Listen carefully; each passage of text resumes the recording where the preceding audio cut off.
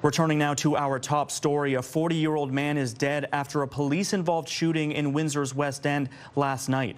Officers say it began as a robbery call and ended with police confronting a man armed with a knife. CTV's Travis Fortnum reporting from Rankin Avenue where that encounter unfolded. And Travis, the province's SIU is now leading the case. That's right. The SIU pulled up Rankin Avenue just before 10 o'clock this morning, and I watched as a pair of investigators surveyed the scene and then used a metal detector in what appeared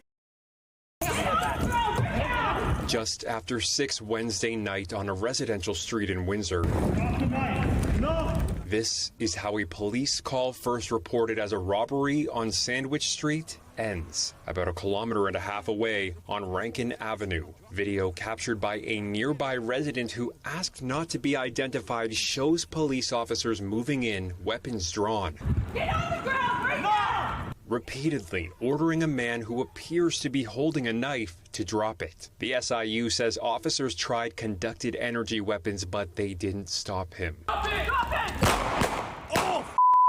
Shots are fired. 3 hours later, the 40-year-old man died in hospital. It's a police officer's worst nightmare. You talk to any officer that's been involved in an officer-involved shooting, once you discharge that first round, your life is never the same. Steve Ryan, a former Toronto police officer, now a crime analyst, reviewed the video and says these are the kinds of split-second high-risk situations officers are trained for. Everything that an officer is trained to do, they appeared to do. Number one, you heard the commands, drop the knife, drop the knife, drop. You do that for a couple of reasons. You do that to instruct the individual who has that weapon, and you also create witnesses. You cause people to look over and see what has transpired. Ryan says police are trained to try non-lethal options and, if necessary, use lethal force when they believe there's an imminent threat of serious harm or death. He points to what's known as the 21-foot rule. If somebody's got an edged weapon within 21 feet, that can be fatal to a police officer. Ryan says in those moments, officers are trained to fire until the threat stops. And based on what he saw in this video, he believes that's what happened here.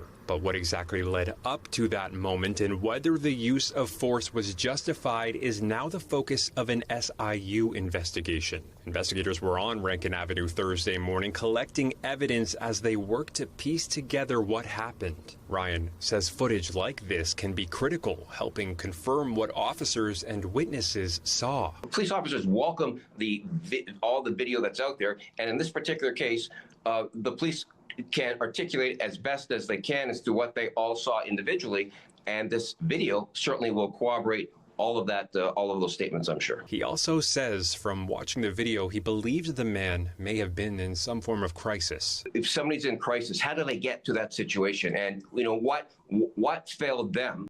Now that the SIU has taken over the investigation, it's highly unlikely we will hear anything further from law enforcement until the Special Investigations Unit releases its findings. Sanjay.